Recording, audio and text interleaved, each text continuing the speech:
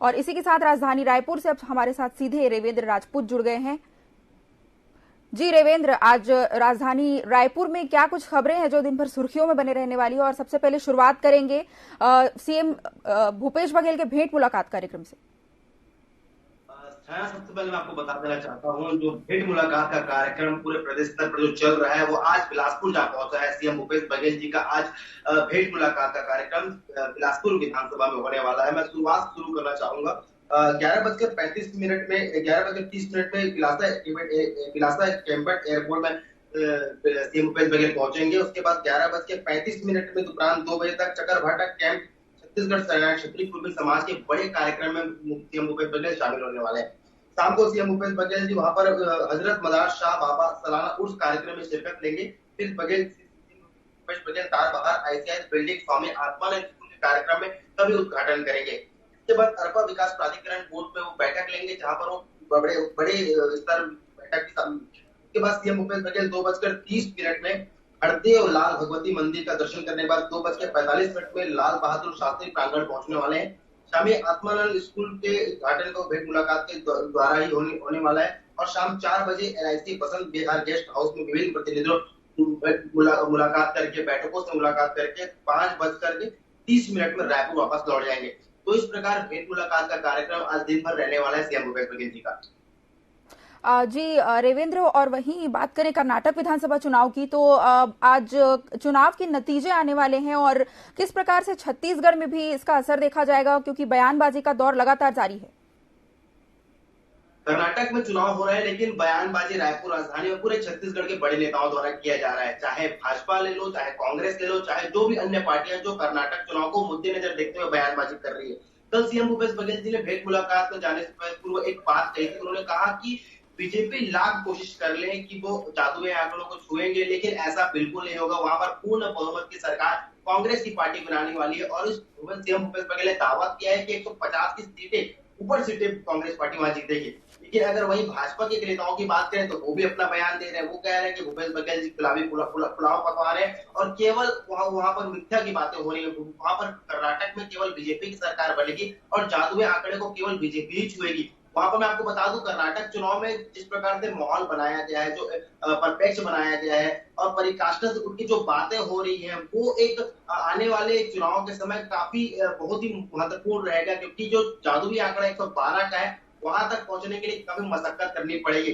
पहले की स्थिति और अभी की स्थिति में जमीन आसमान का फर्क है। 73% से ज्यादा परसेंट का वोटिंग हुई है। और आपको बता दूं, उस राज्य में 38 सालों में कभी भी कोई रिपीट सरकार नहीं हुई है। तो ये देखना महत्वपूर्ण है कि भाजपा यहाँ पर सरकार बनाती है कि कांग्रेस सरकार बनाती है, क्योंकि गणना शुरू से जारी है।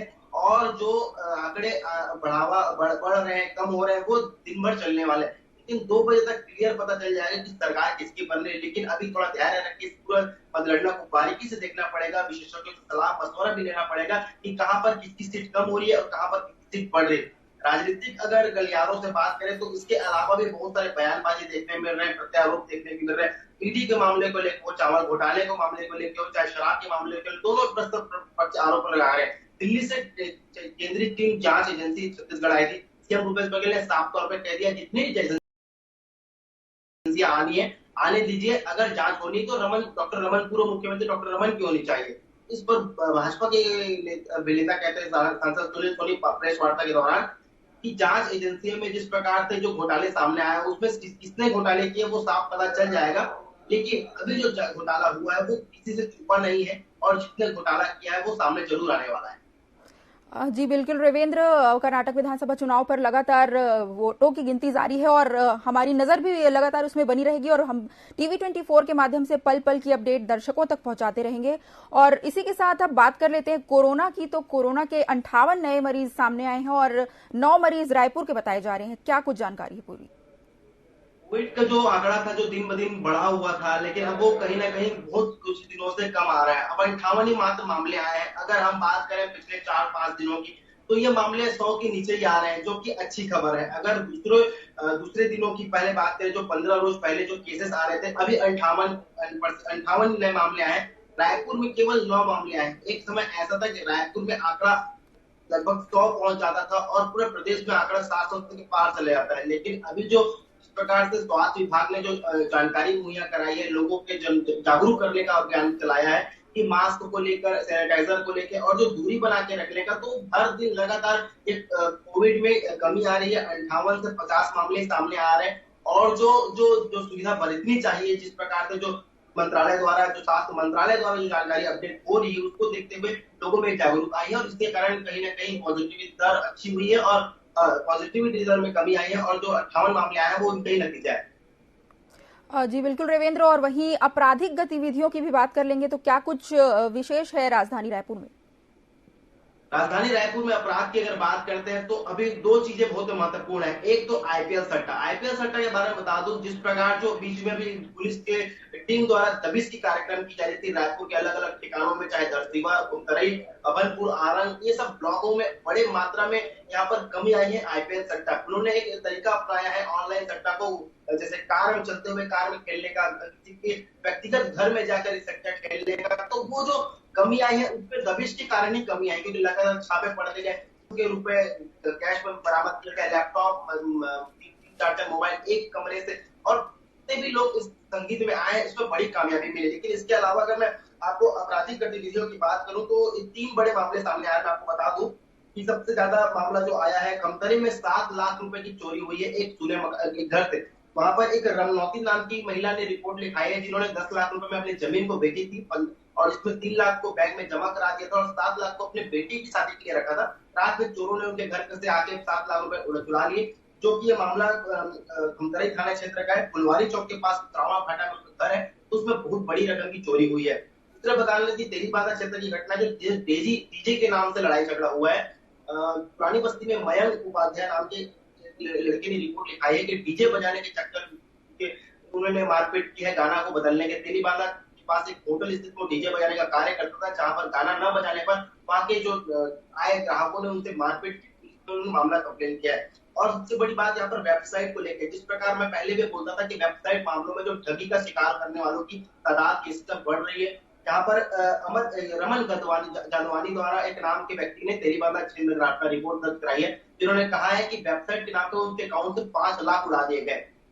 उनके दोस्तों द्वारा जो वेबसाइट में एक ऐप डाउनलोड करने के लिए उनके किसी दोस्त को दिया था, तो उसने मोबाइल से ऐप कर जो हैकर होते हैं वो ऐसी एप्लीकेशन की तलाश में रहते हैं कि किसी आदमी का मोबाइल मिल जाए तो पूरा डाटा वो अपने मोबाइल में ले लेते हैं, फिर बैंक के थ्रू उसके पूरे पैसे को उड़ाते। तो इस प्रकार की जो बड़ी वारदात है, चाहे अपराध में हो, ये दिन भर तमाम सुर्खियों में राजधानी और पूरे प्रदेश में बने रहने वाली है। जी रविंद्र, और वहीं अगर बात कर ले फिल्म द केरल स्टोरी की, तो भाजपा और कांग्रेस के बीच लगातार बयानबाजी का दौर इसमें भी जारी रहा। और बात करें आम जनता की, तो हमारी टीम ने इस पर लोगों की फीडबैक भी लिए, तो क्या कुछ प्रतिक्रिया सामने आई है आम जनता की?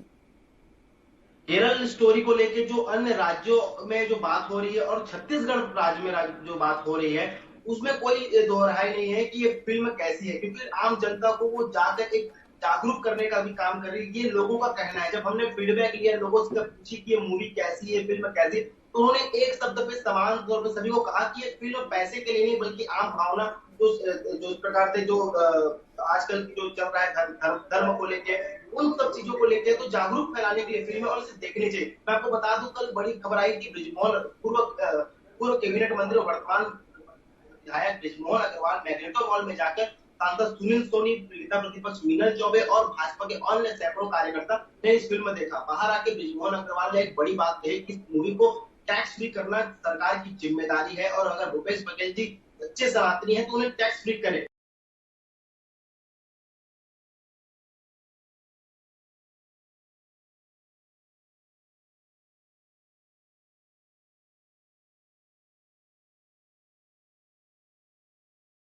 टैक्स फ्री करने की बयानबाजी देखने को मिली है। जी रविंद्र, और वहीं मौसम की भी बात कर लेते, क्योंकि लगातार खराब मौसम के बाद राजधानी में मौसम के तीखे तेवर देखने को मिल रहे हैं और लोगों को काफी परेशानियों का सामना करना पड़ रहा है, तो क्या कुछ है इसमें?